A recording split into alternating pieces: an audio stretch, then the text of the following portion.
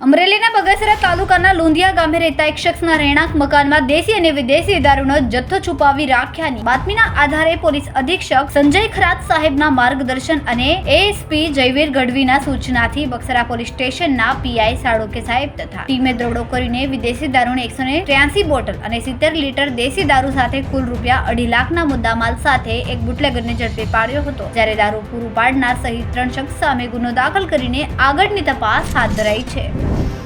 બગસરા તાલુકામાં લુંગિયા ગામ ખાતે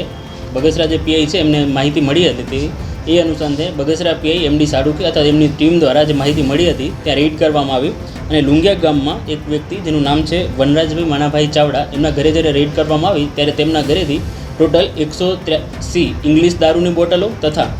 70 લીટર દેશી દારૂ જેની કુલ કિંમત 2,52,444 છે કબજે કરવામાં આવેલું છે. અને જે બીજા ક્યાંથી આવેલું એ બાબતે આગળથી તપાસ હાથ ધરવામાં આવેલી છે અને આજે બનેલું છે અને અનુસંધાનમાં બગસરા પોલીસ સ્ટેશનમાં પણ ગુનો દાખલ કરવામાં આવેલો છે. આગળ તપાસમાં દારૂ ક્યાંથી લેવામાં આવેલો હતો અને આનામાં કેટલા આરોપીઓ સંડવાયેલા છે તેની પણ વિગત પર તપાસ કરવામાં આવશે અને જેટલા પણ નામો આગળ ખોલવામાં આવશે તેમને પણ અટક કરવામાં આવશે.